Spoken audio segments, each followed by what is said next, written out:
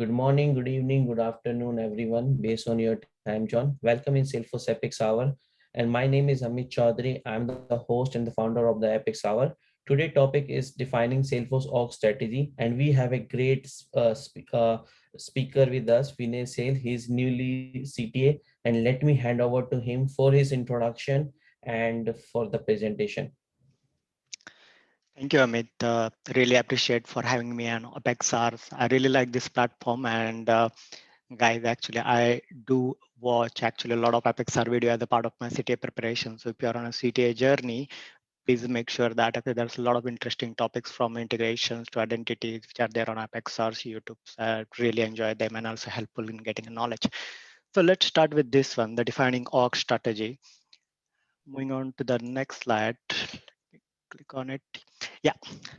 So my name is Vinay Sail. I'm an enterprise Salesforce architect working at Canon Europe right now.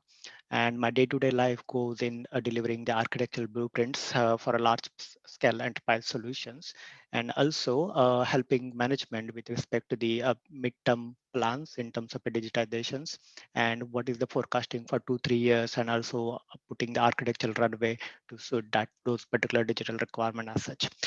You can also connect me on a LinkedIn, on a Twitter for any questions or any comments on this particular presentation. Please feel free to connect with me on this one.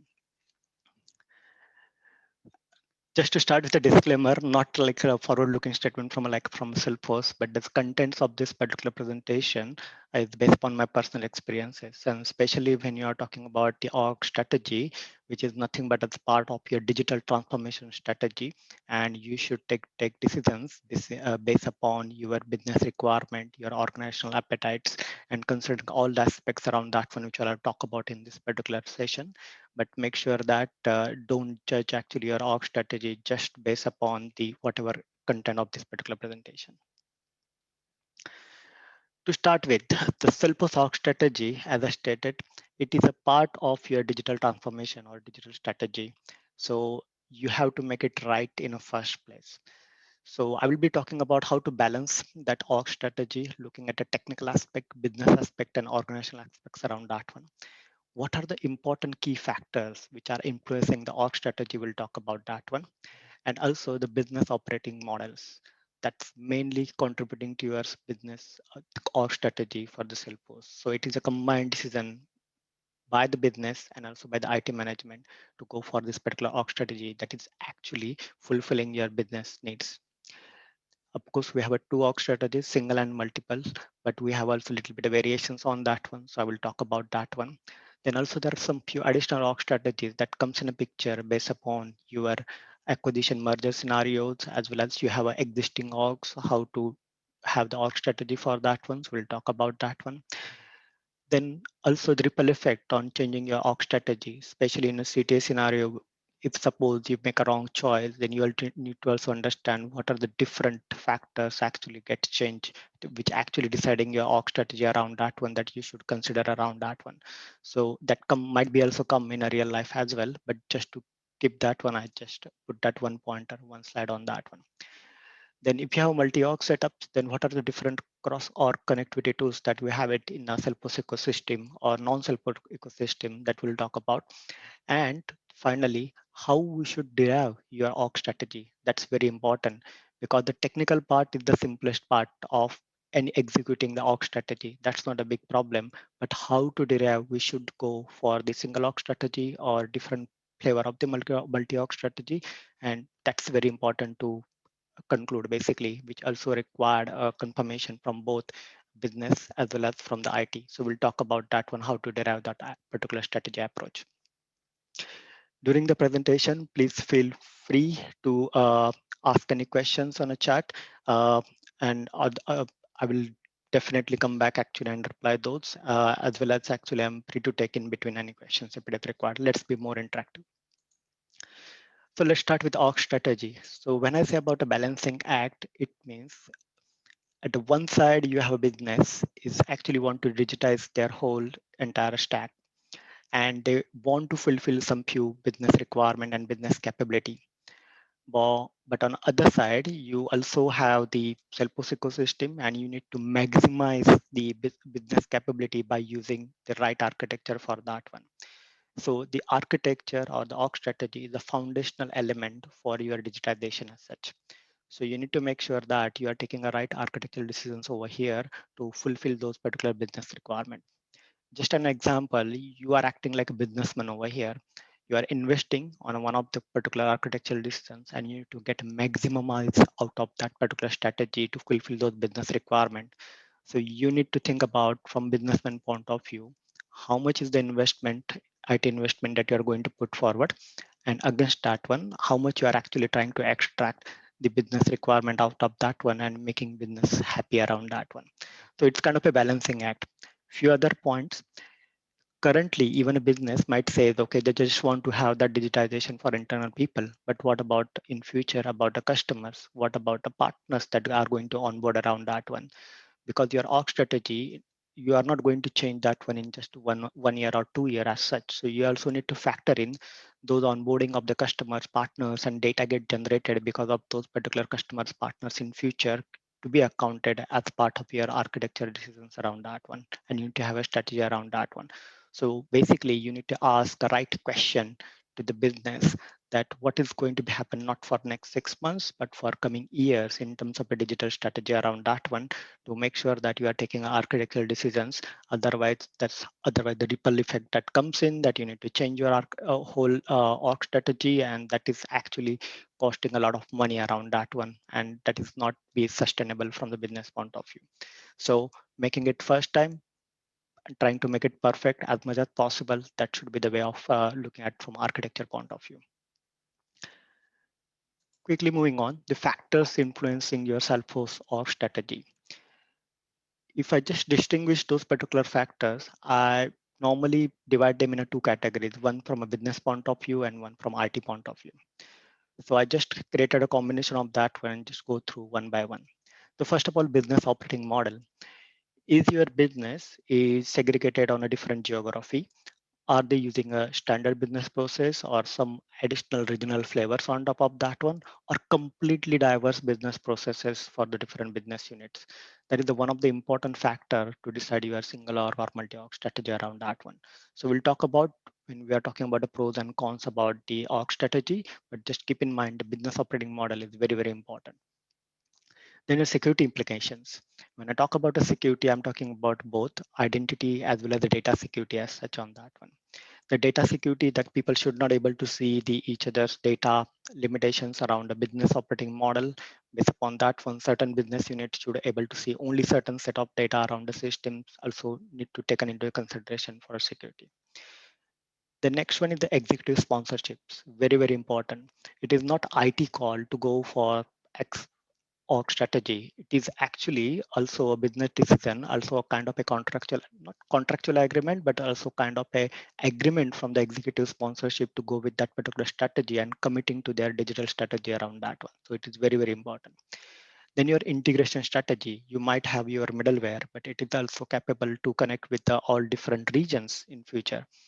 So how it is scalable around that one. So that is also need to be think about on integrations. With the single org, you might have a lesser integration. With the multi-org, you might have a more integration that comes in a picture.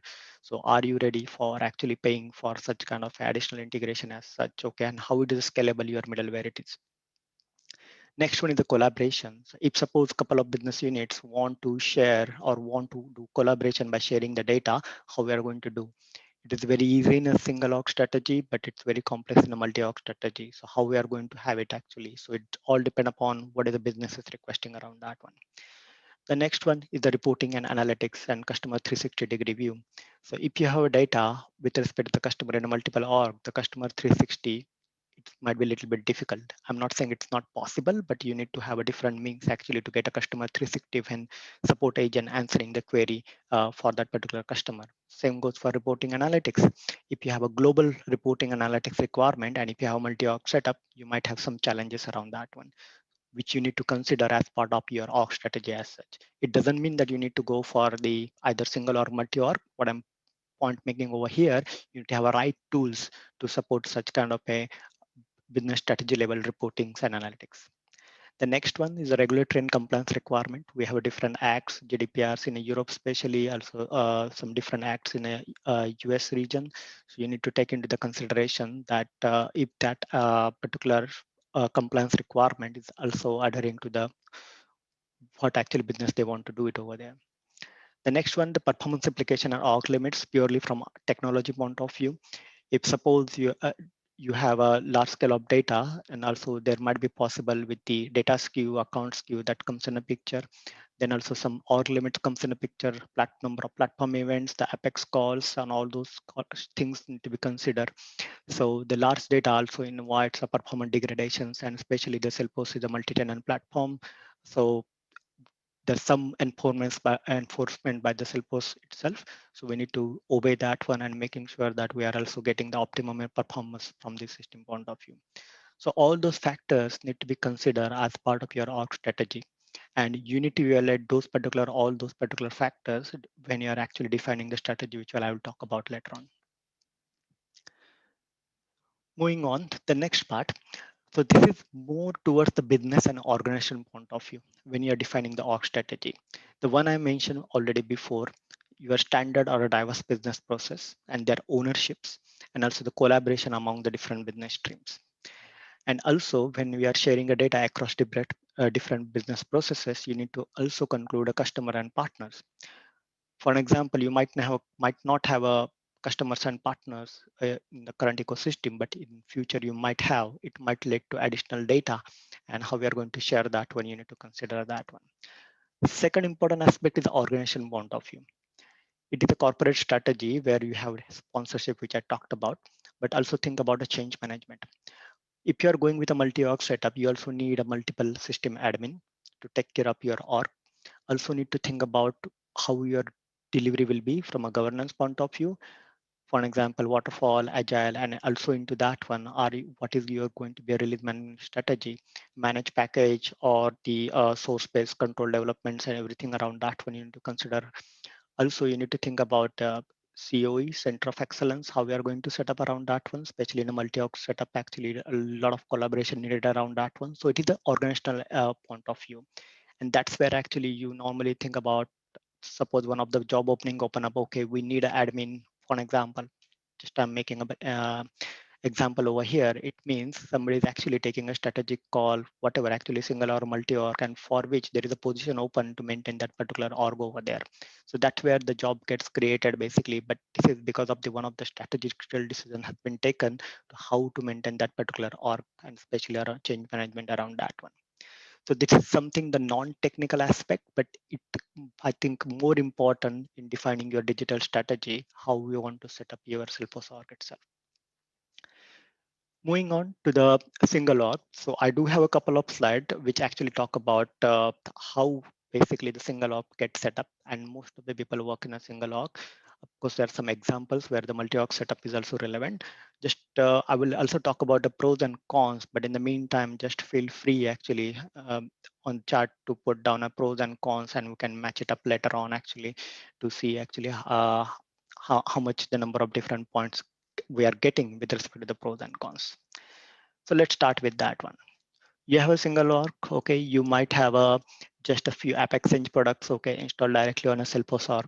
Then also we have a ESP or ETL or both possibly connecting to your ERP systems or any other external systems within and also having APIs call between a Salesforce and other systems over there. Quite simple, straightforward.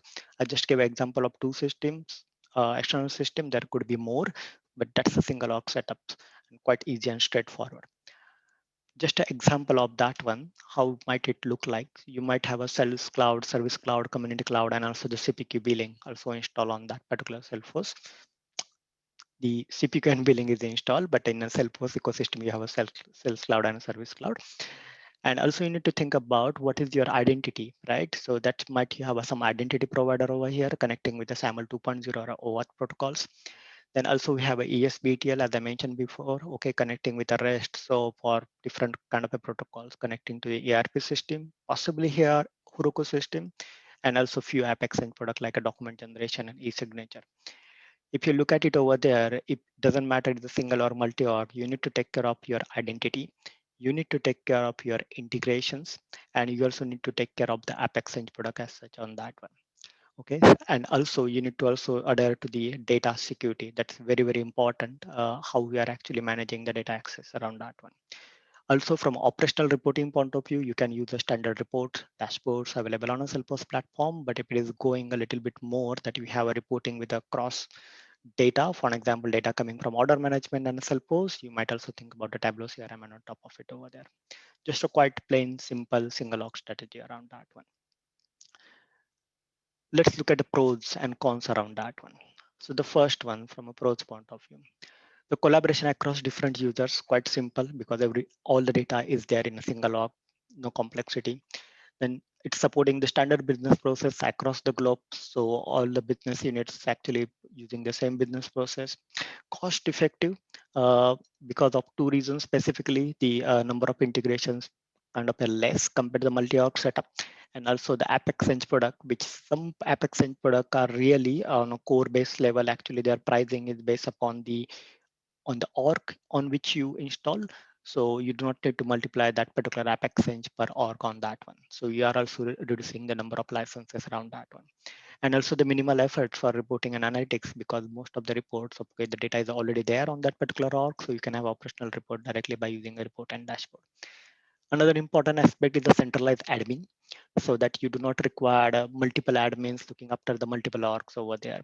And a consistent delivery process, doesn't matter you go with a waterfall or agile or any other way, you have a one single delivery team actually delivering the changes into that particular single org.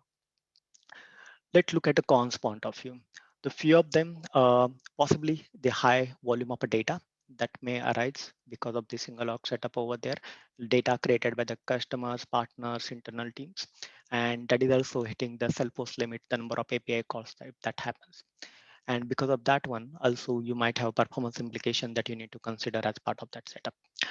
The security and sharing, of course, will use the out-of-box features that we have it in a Salesforce, but sometimes you might actually run out of the sharing rules that is there on the per object over there.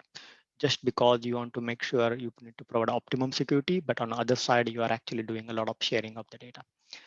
Then your org might become complex and complex with the additional Apex code or any page layout and additional steps actually to fulfill particular business requirement as such. So it later on it might be difficult to maintain.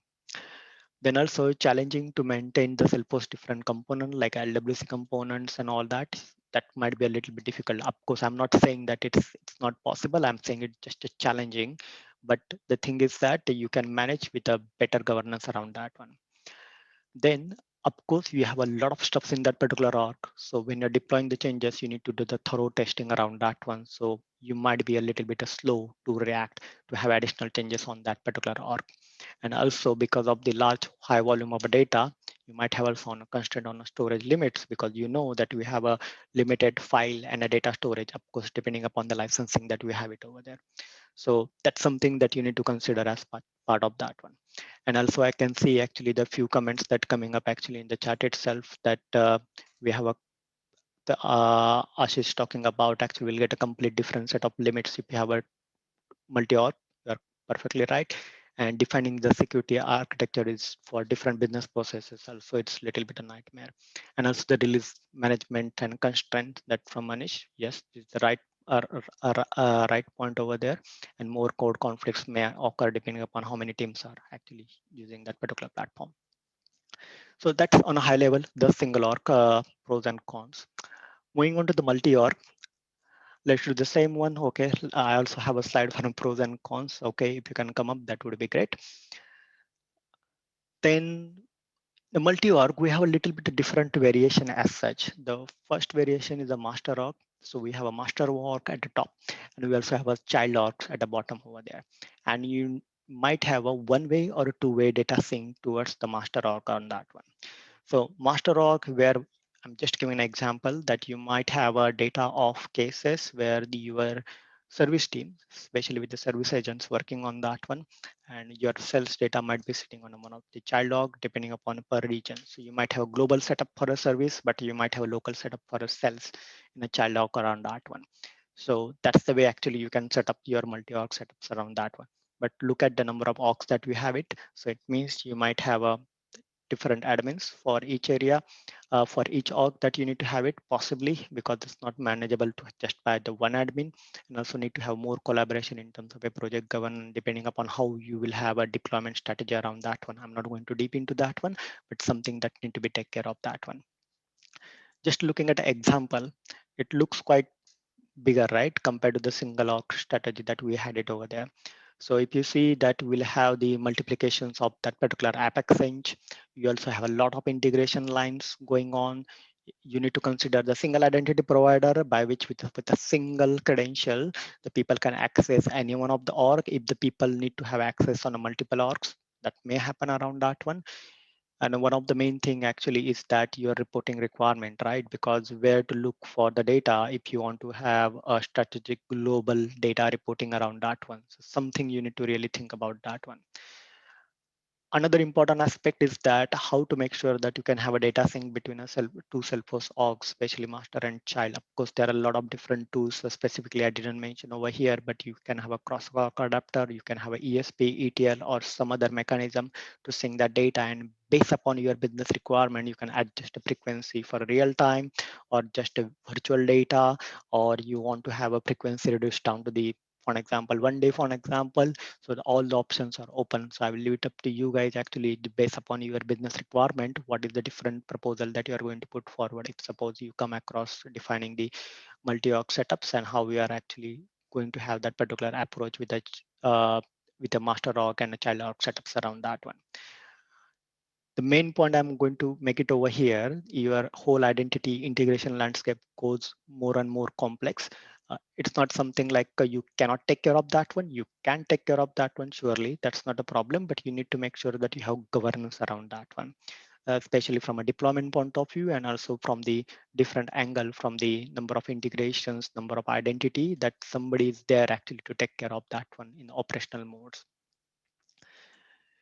The other way you can set up your orgs, okay, that possibly the groups org based upon your business processes and geography and looking at the possible Salesforce platform limits. You can have one org for North America, one org for Europe, and one org for Asia, completely possibly disconnected. And anything which is having common thingy, basically the common business process, you can have possibly the managed package or those kind of stuff socket can be done, and on top of that one you can have original changes on that one. But it is not necessary in this setup to have the top level master org which actually encompassing everything around that one. It might not necessary to do that one. Of course, again, going back to your reporting challenges, the reporting will be there in specific to the every region in this case, and you will miss out the global picture, the global processes, as well as the global processes. That's the one point of it, and also the global reporting that you will miss out in this case. So how it look like for a reporting? So what you want a reporting, and we need a kind of a reporting analytics engine on top of that one from the different orgs. And the simple solution for that one, you can have a Tableau CRM, which can do the job for you. But when you are doing a Tableau CRM, you also need to think about the security mechanism, because when you have access to the Salesforce org 1, 2, for example, there is dedicated security mechanism that you define, right, with the OWD sharing rules and other things around that one, and how you respect that in a Tableau CRM around to, so that only people can see the data they should be able to see. So for that one, think about in a Tableau CRM, what are the different security mechanism you have it, the predicate sharing inheritance, those kind of steps that you need to think about when implementing the Tableau CRM around that one. I'm not promoting Tableau CRM. It could be any BI platform technically as such, but it doesn't matter which platform you use. Make sure that you have a security get respected around that one. Okay, let's move to the next. So what are the pros and cons? So in a multi-org, your record sharing and security model is get less complex because you are not combining everything into one single org. It's actually spread across the multiple orgs, so it makes a little bit simpler. Then every business units having their own autonomy through individualized processes and customized functionality. So they feel like a proud of, yes, they have their own instance where they can do almost everything. Of course, I'm saying not everything, but within their justifications, okay, they can take a call the way they do to set up the business processes. Then also it decreases risk of exceeding the org limits because the data get reduced. Okay. Then also the performance implication not too much because everything got spread up in a multiple orgs around that one. And individual orgs actually suits when this specifically when you have a different geography that we talk about and they have a different way of working style around that one. Then also the lower data volume means the lesser performance issues that you might face around that one. And important thing from business point of view is the time to market because they are actually just developing a requirement for their specific business needs.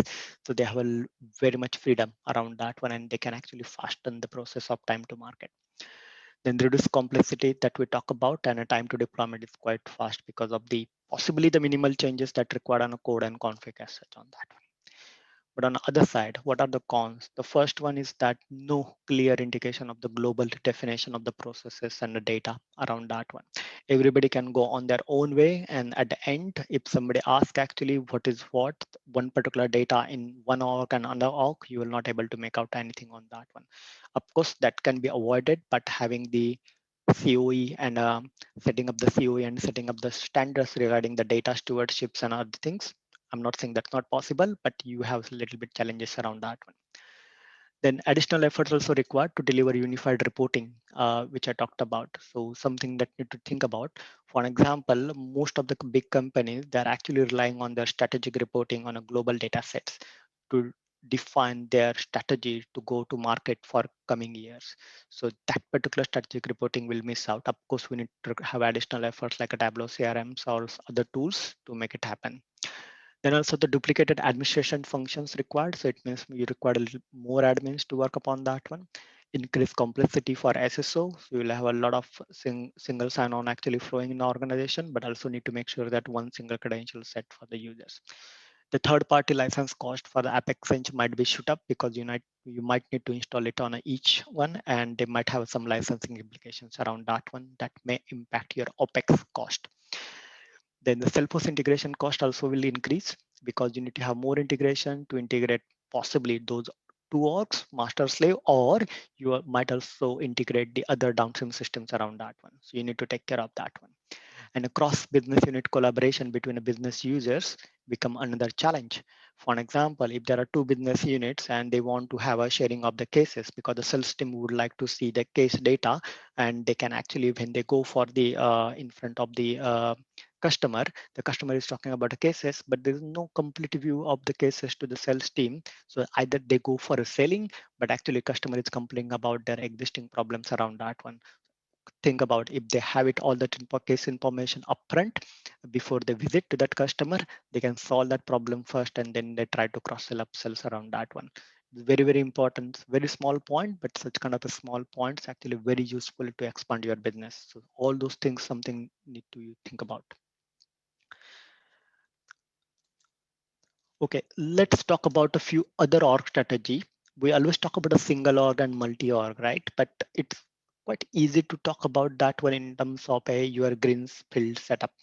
When I say the greenfield setup, it means you do not have any legacy system from which you need to migrate the data. You are starting your Salesforce or uh, on the very first day over there, no system to integrate, perfectly fine, but there might be a few instances where you have a little bit more complexity. Let's talk about that one. The first one is the new single org. Okay, you are completely setting up a new single org. Possibly you might need to migrate the data from a sunset application to the new org. Your data migration strategy comes in a picture over there. So that's one of the step. Or it could be possible that you're setting up the new single org and you do not need to migrate the data and you're starting from a scratch. Perfectly fine. The next one, you have gone through the strategy discussions and you decided, yeah, you want to go with a new multi-org setup basically. So you need to consider all those Salesforce limits, business units, compliance, all requirements, and you will migrate the data from a sunset application or you might not be. And also necessary setting up the integrations and also the identity that you need to consider, and also important, the reporting requirement you need to consider around that one. So these are the two things actually which we talk about in a few slides, but let's talk about a few other three important flavors that may come. There might be more, by the way.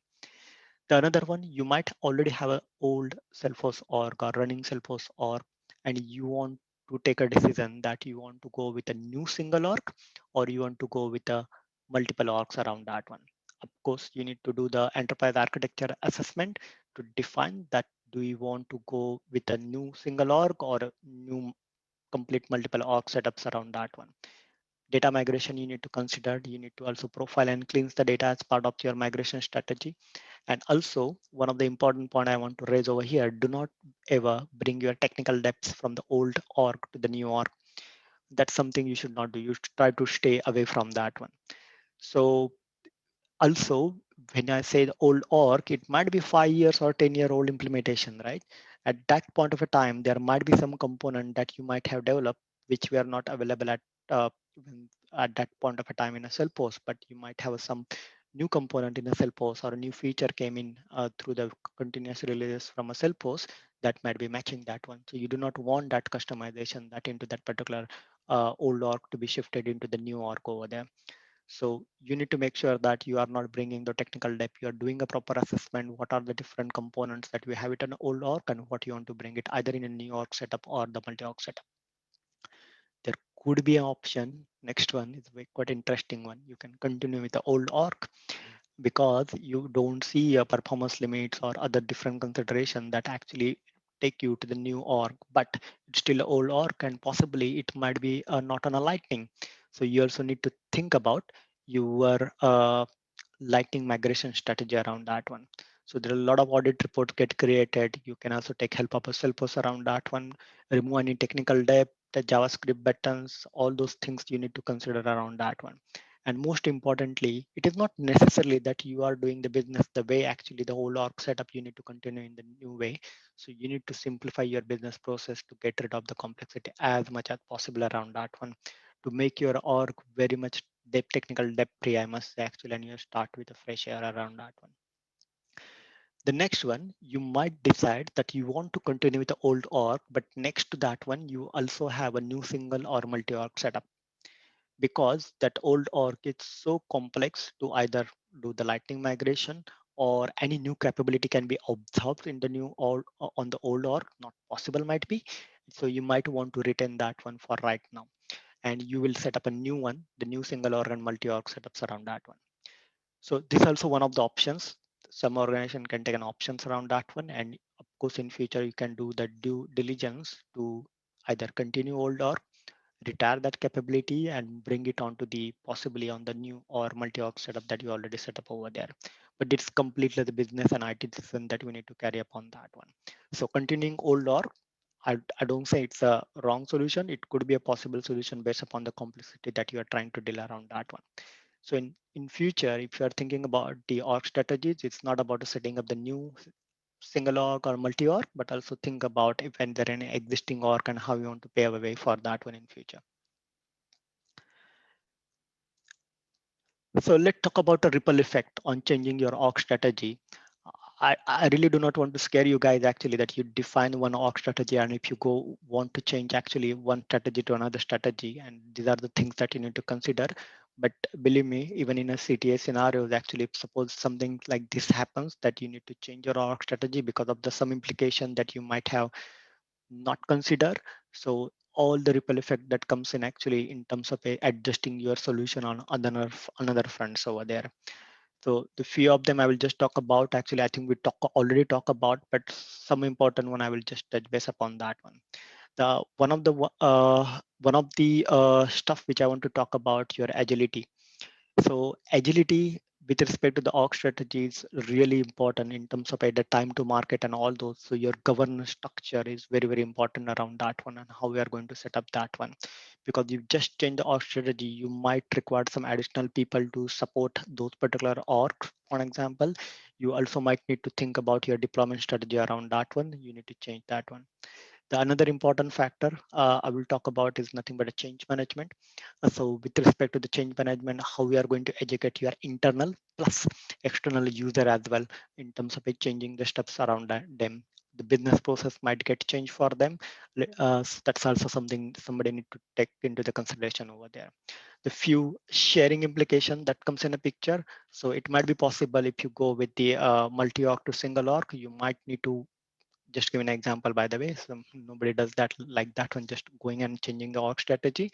but you need to think about the data sharing implications around that one. You might open up a data more towards the user, or you might be just closing down the access to those particular data sets, something that you need to consider over there. So I will not go through the each and every one, but I think we already talk about the most of the steps on whatever is there on this particular slide.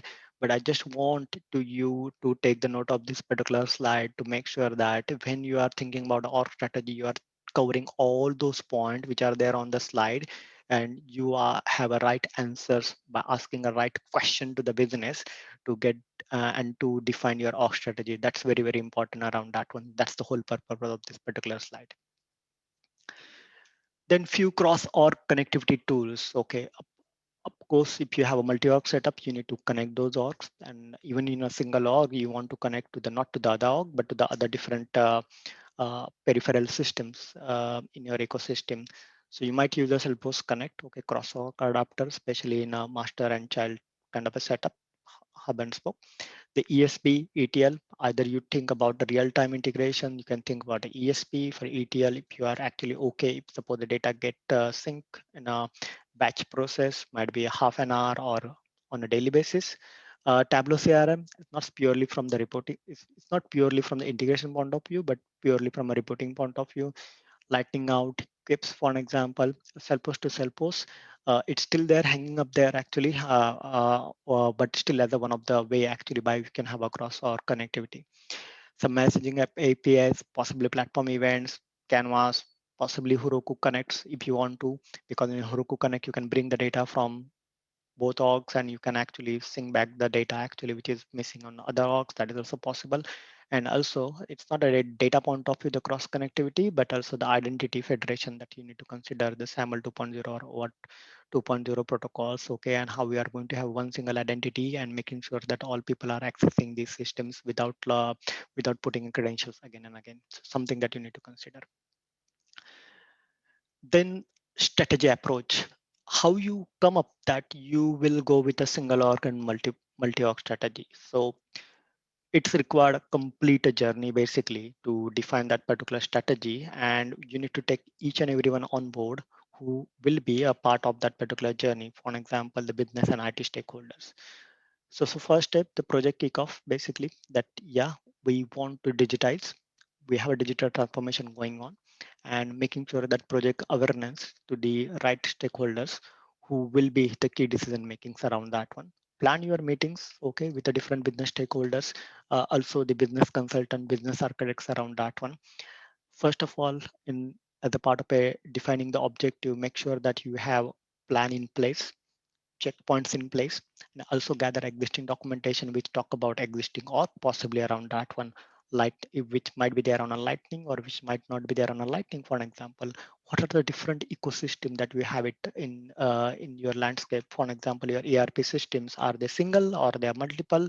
Do we have middleware tool in your organization? Is it a single instance, multiple instance? Just capture those kind of information that we have it available, so that you know that in future if you want to build an integration capability, you can make use of those particular tools. With that information, feed that information into the workshops, interview with the key stakeholders, present as these architectures around that one. Look at if there are any contractual constraint that you might have with respect to using one of the products in the landscapes. Business process alignment is very, very key element of this particular journey, to identify that are we using a standard or a diverse business process around that one. What will be approach for a data migrations around that one. So all those things need to be considered actually during the workshop point of discussions.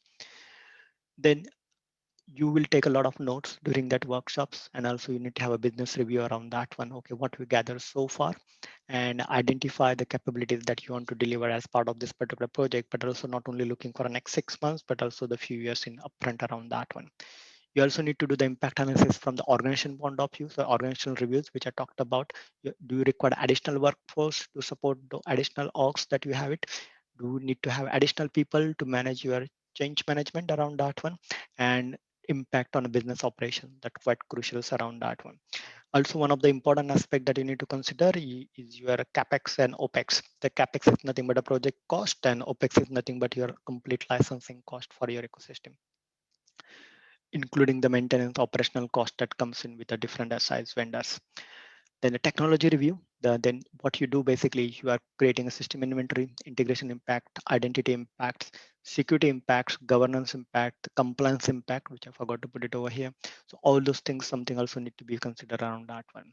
And then later on, as part of this, all those meetings, workshops, impact analysis, you will conclude that you need to go with this particular strategy, either single or multi-org strategy around that one, or a different flavor around that one, which we talked about, and making sure that you are providing a right justification of that particular strategy, and also make sure that you inform that to the key stakeholders. Also have a written agreement and commitment from all the stakeholders. This is the digital strategy that you are proposing, for which we think this is the right org strategy that we need to have it based upon, again coming back to the justification, and based upon what we discuss in the workshops and what are the outcomes and impact analysis that comes in picture. So you need to make sure that you are creating a story out of that one, to make sure that what are the justifications based upon the points that we covered in a workshop as part of a defining the digital strategy around that one. So that's very, very important how you want to do the strategy approach around that one. So it is the technology as well as the organizations and also the business collaborating together on that one to come up with a strategy approach around that one. So this is more about the strategy approach, how you actually come around that one. So it's something need to be think about on that one. So I think that's I have it actually for today from the org strategy point of view, and I'm ready to take any questions. But before that one, just a recap that we actually what we discussed today. We discuss about the org strategy, how to balance it around that one, especially maximize your investment by providing a business fulfillment. Then also the factors, identity, integrations, and other things, okay, that impact in your org strategy. We talked about the business operating models, okay, that we have it, especially looking from a business view as well as the organization point of view, single or multi-org, few examples that we saw. We also saw the org strategies, basically multiple ones, by the way, in which we also have existing orgs and acquisition merger, how that works. Then we also saw the ripple effect on which we need to consider the few aspects even on your org strategy. We also saw the what are the different tools that we have it in a Salesforce ecosystem for cross connectivity, and also the strategy approach, how you derive that particular strategy. So that's the overall the org strategy. It is not a very simple and easy topic, I must say that one. But when you are in a position to take a call, make sure that I hope this presentation will help you to cover up most of the aspects that you can think about, and it will actually allow you to take a better decision in your day-to-day life. Yeah, I think that's all from my side. I will take up more questions if you have it. Wonderful. Thank you so much, Vinay. This is really a great presentation, and there are lots of things actually right now we are going through in our project. But yeah, that's really great. So let me open the floor for everyone. If anybody have any question on this presentation, feel free to unmute yourself or ask a question. Hi Vinay, this is Pradeep. Am I audible? Yeah, you are. Yeah. So my question around the first of the strategies that you mentioned on the multi-org, where you have a master org and then a bunch of child orgs. So as you say, I mean, as like we are all aware about the licensing cost and stuff. So what would be maybe from your experience or from the orgs that you have seen, a relevant case where it is required that there is a master org and then there are a bunch of child orgs?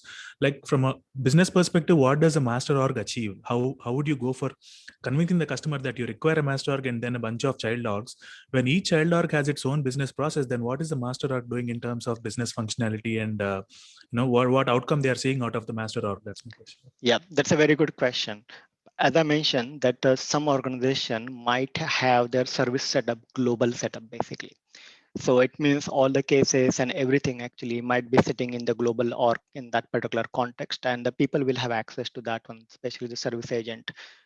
But your self setup, especially the opportunity and also account and other things, okay, codes and all that might be in the child org because they might be on a regional specific, because some companies, their support org is very critical in terms of a 24 into 7 reporting. I'm just giving an example to answer your questions around that one. Okay, and that's where actually that the master and child org, that kind of a setup that comes in. Or another requirement or example I can give it to you, that some people would like to have kind of a, I would not say actually to use the master org especially for reporting purpose, because we have a Tableau CRM for that one. We can leverage that one. But if somebody want to have also kind of a collaborations and everything around that one, so that's where actually all the data might come into that one. But I think specifically to answer your specifically question, I think that service and diverse cell setup is the one of the best example I can give it to you, where you might have a master and child org setup. Thanks, Vinny. Thank you. There is also another question into the chat window. Sorry, Ram, I will give you a chance. So from the financial point of view, buying more license is an existing org exact same as creating the separate org and adding the new setup user there. Is that right? As you know, guys, actually how the Salesforce licensing work actually is on a user basis, right? Basically. So either you can split the user on a multiple org, or you can have all the user in a single org. Okay. Both are valid things basically. There is nothing actually, and especially from licensing point of view, you know guys, actually every organization having might have a different licensing costing and around that one. Okay, I will not go into that particular area as such on this one. But when I'm talking about the licenses specifically, I was talking about App Exchange licenses, because when you're in a multi-org setup, basically you need to replicate, and some of the App Exchange products are having a license associated on an org level rather than the user base level. So something you need to take care of that one.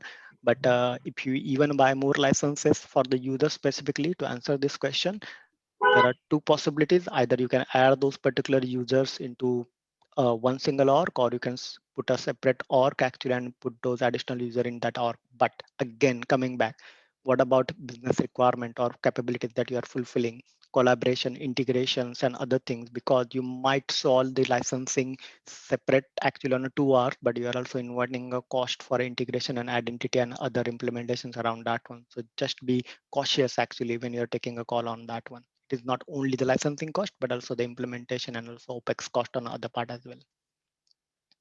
I hope I answered that question.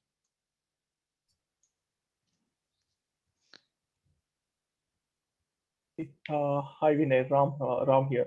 So I have a question for the single org. So what do you recommend? So when we have a single org, is it best means the recommended approach to go towards unlocked packages? So as we will be having the multiple business units, right? So where each business unit will be sitting going to have one unlocked packages. Like in the is that the recommended approach when we go with single org?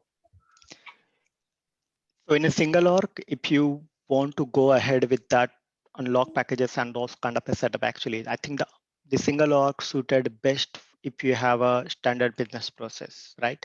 Which I explained also before. So if it is actually the standard business process, then my assumption in that particular case is that we have a one single code base with a minor verification variations to support a different set of business process around that one. And technically, you can also achieve with a Git based repository as well around that one. Okay, nothing for you to stop around that one, basically on that one. So to answer your question, for single org setup, okay, if you have a standard business process, okay, then you're going with a single org around that one.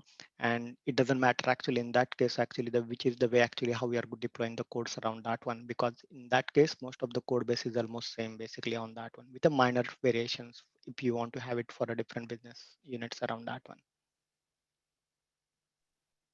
Okay, yeah, thank you. Yeah.